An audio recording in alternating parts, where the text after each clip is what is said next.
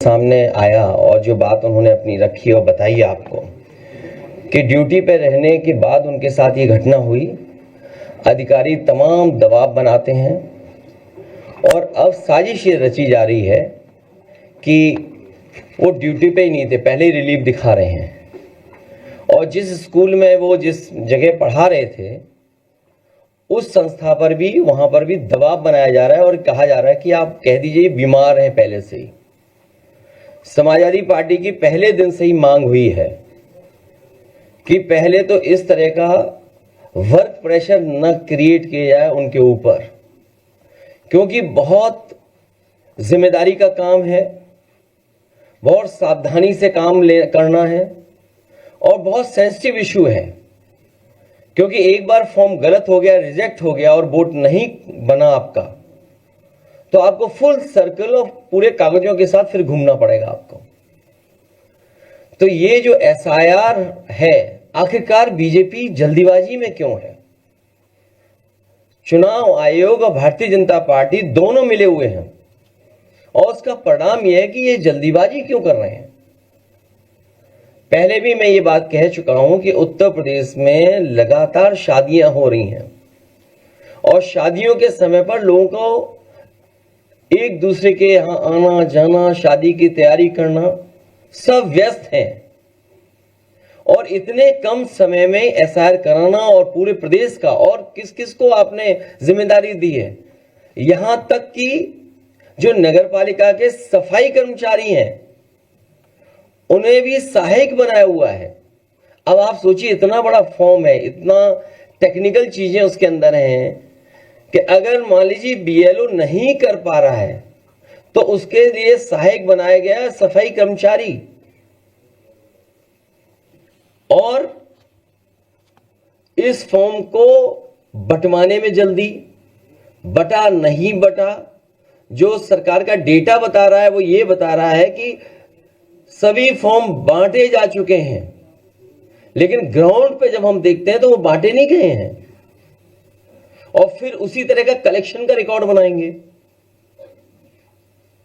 ये सोची समझी रणनीति, साजिश, षड्यंत्र है कि बाबा साहब भीमराव अम्बेडकर जी के दिए हुए संविधान के तहत जो हमें वोट डालने का अधिकार है, उस अधिकार को छीनने की तैयारी है। एसआईआर के बहाने वोट डालने का अधिकार छीन रहे हैं, आरक्षण छीनेंगे, आपकी पहचान छीनेंगे, आपके ऊपर उल्टे सीधे दबाव बनाएंगे। जब सरकार के लोग इसी बात पे दबाव बना रहे हैं कि वो ड्यूटी पे ही नहीं थे, पहले से ही बीमार थे। और कल रात जब मैं फतेहपुर में गया था, उन सुपरवाइजर के परिवार के लोगों से जब मैं मिला हूं, उनसे जो बातचीत हुई है, उस बातचीत के दौरान उनकी बहन, उनके परिवार, उनके तमाम जो सहयोगी साथी थे वो यही बता रहे थे कि उनके ऊपर लगातार सरकार के माध्यम से दबाव बनाया जा रहा था कि जल्दी करिए और जल्दी फॉर्म बंटवाइए, जल्दी फॉर्म भरवाइए। और उसका परिणाम यह हुआ कि उन्होंने आत्महत्या कर ली। उस परिवार की भी मैं मदद कर करके आया हूं। तो आखिरकार जल्दी क्या है एसआईआर की?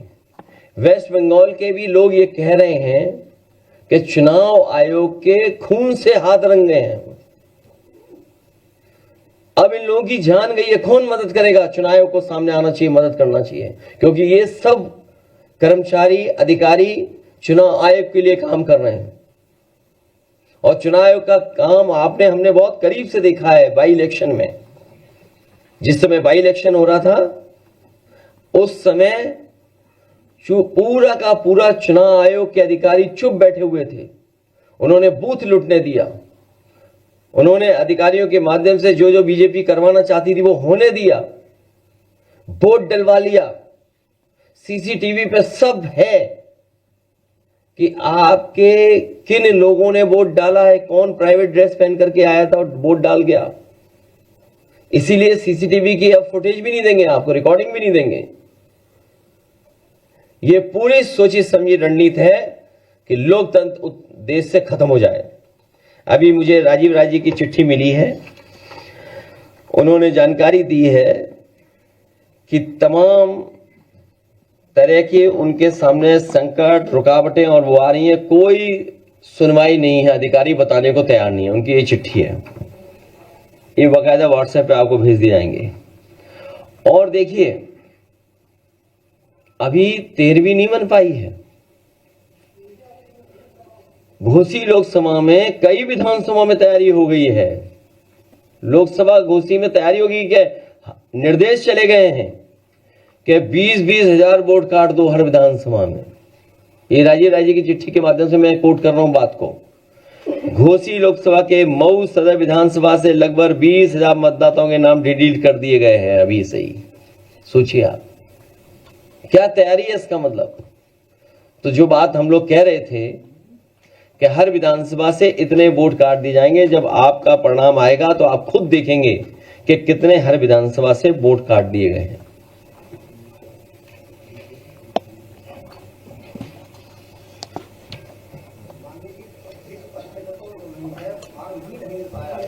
नहीं, वही तो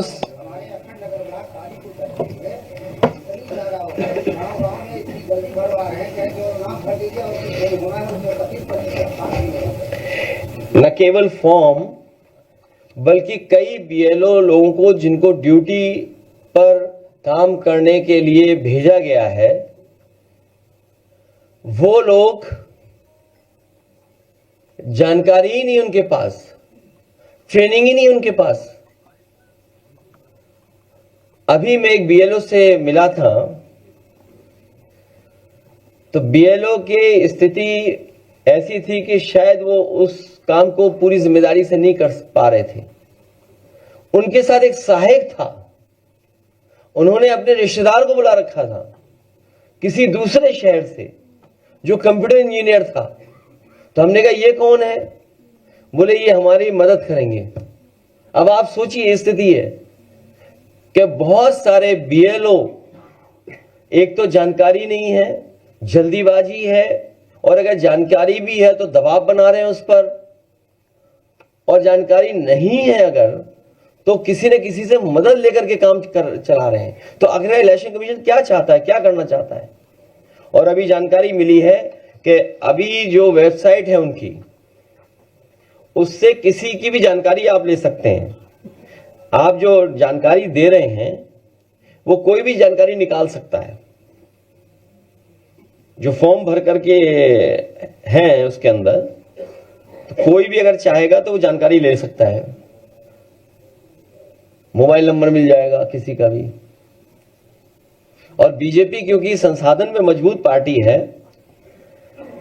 तो उन्होंने तो एक कंपनी हायर कर रखी है, नोएडा की कोई कंपनी है, वो उनका डिजिटल काम देख रही है, पूरा डिजिटल वोटर लिस्ट। आपको किस विधानसभा की पीडीएफ कॉपी चाहिए, वो तुरंत आपको कॉपी दे देगा। अब ये जो डिटेल है मैं आपको भेज रहा हूं, स्क्रीन पे लगवा देता हूं मैं। कोई भी इलेक्शन कमीशन से की वेबसाइट पे जाकर के ये डिटेल निकलवा सकता है किसी के भी। तो अगर ये डिटेल निकल रहे हैं तो सोचिए, कोई भी निकाल सकता है डिटेल। इसका मतलब बीजेपी सबका डेटा इकट्ठा कर रही है, हर बूथ का मोबाइल नंबर भी इकट्ठा कर रहे होंगे लोग। तो यही तो सवाल है कि देखिए पूरा निकला, जबकि वोट तो हमारा किसी को पता भी नहीं होना चाहिए। सीक्रेट बैलेट इसीलिए बोला गया है। ये तो बोर्ड की पूरी जानकारी, आप देखिए पूरा जानकारी निकाल सकते हैं आप।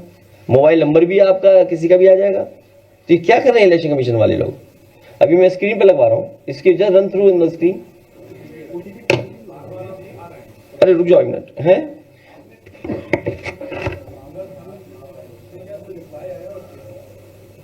वो एक सफेद कपड़ा में बहुत पहले ले जा चुका हूं। जब बाई इलेक्शन हुआ था, आपने देखा था बाई इलेक्शन, वो मैं बहुत पहले ले जा चुका हूं। तो ये दुख की बात है। यही तो संविधान की धज्जियां उड़ रही हैं, यही तो संविधान को नहीं मान रहे हैं। और देखिए, संविधान के प्रेम्बल को पढ़ रहे थे, पहला शब्द सोशलिस्ट है, सेकुलरिस्ट है। Socialist secular country. आप बताओ सोशलिस्ट कहां से हैं बीजेपी वाले? सोशलिस्ट है बीजेपी वाले, ये कैपिटलिस्ट है। सेकुलर पढ़ रहे थे, क्या ये सेकुलर है? ये कम्युनल लोग हैं, ये डेमोक्रेटिक हैं क्या? तीनों हमारे जो सिद्धांत हैं उन तीनों का हनन कर रहे हैं ये लोग बैठ कर, और प्रेम्बल पढ़ रहे थे, सोचिए आप। और संविधान की जानकारी देते देते माफिया बोल लेते दूसरे लोगों को। वो पार्ट 2 में है।